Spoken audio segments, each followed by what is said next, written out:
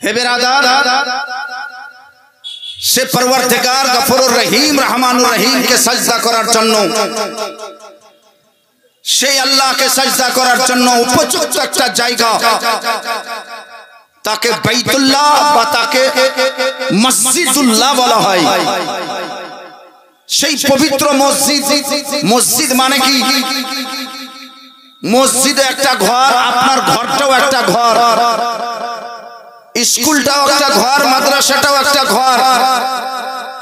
কিন্তু আপনার ঘর নাপাক অবস্থায় যাওয়া যাবে, মসজিদে নাপাক অবস্থায় যাওয়া যাবে না।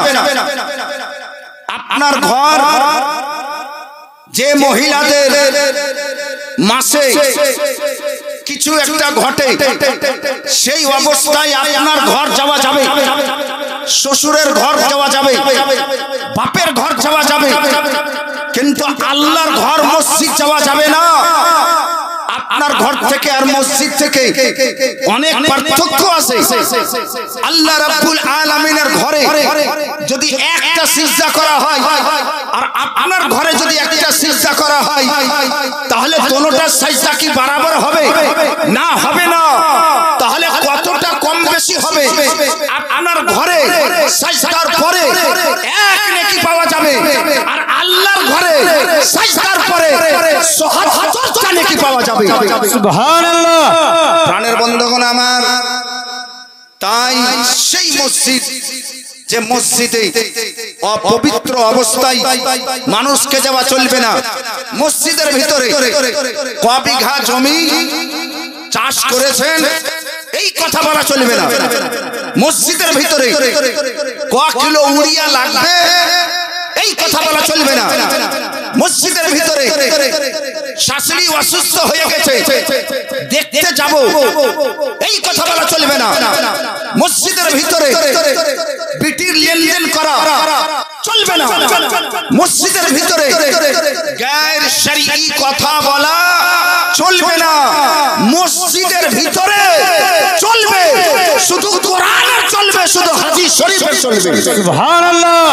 প্রাণের বন্ধুগণ আমার, সেই মসজিদ উন্নয়ন কল্পে, সে মসজিদের তারাক্কির জন্য, সেই মসজিদ উন্নতি কল্পে এই পবিত্র জলসা, আর এই জলসাতে আপনারা এসেছেন। মসজিদটা আপনার ঘর থেকে অনেক গুণে পার্থক্যতে বেশি। মসজিদকে জানতে হবে স্বয়ং আল্লাহর ঘর, স্বয়ং আল্লাহর ঘর। এই কথাটাও মনে রাখেন। ছোট্ট বেটার পোঁটা ফেলে মেয়ে ছেলেরা নিজের দেওয়ালে মুছে দেয়। ও মাই বোনেরা, শুধু গজল শুনতে আসিও না, জলসা শুনতে এসে বক্তব্য কিছু বাড়ি নিয়ে যেন কাজে লাগায়েন। জলসা গজল শোনার নাম নয়, জলসা হচ্ছে তালিম পাওয়ার নাম, জলসা হচ্ছে হেদায়েত পাওয়ার নাম, জলসা হচ্ছে শিক্ষা পাওয়ার নাম। জলসাতে 5টা কথা শিখে গেলেন, শ্বশুরের বাড়িতে যেন কাজে লাগে। জলসা থেকে 5টা কথা শিখে গেলেন, বাপের বাড়িতে যেন কাজে লাগে।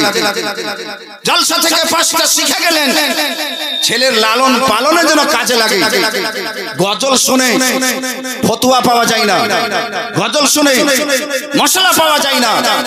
তাই আপনার বাপের বাড়ি আছে, আপনার ছেলের পোঁটা ফেলে আপনি আপনার বাপের দেওয়ালে মুছে দিয়েছেন, আপনার নিজের বাড়িতে মুছে দিয়েছেন, কিন্তু মসজিদ সংলগ্ন মসজিদ সাঁটা যদি আপনার বাড়ি আছে, আপনাকে বেশি হেফাজত করতে হবে। খবরদার, ঝাড় দেওয়ার পরে ঝাড়ের মাটি পর্যন্ত দেওয়ালের মাটিতে যেন না লাগে, মসজিদের দেওয়ালে না লাগে। আপনার ছেলেকে আপনি কাঁচ পোঁটা ফেলে ওই মসজিদে, মসজিদুল্লাহ বাইতুল্লাহ আল্লাহর মসজিদের দেওয়ালে যেন না লাগে, এটা বেয়াদবি হয়ে যাবে। আর এটা পর্যন্ত আছে, ইমাম সাহেবকে সতর্ক থাকতে হবে। মসজিদের দিকে মুখ করে, কাবার দিকে মুখ করে থুক পর্যন্ত যেন না ফেলে, কারণ এইটা এমনই জায়গা যেখানে মানুষ আখিরি ইবাদত, সেটা হলো সিজদা করা, সিজদা করার জায়গা। মসজিদ বলা যায়।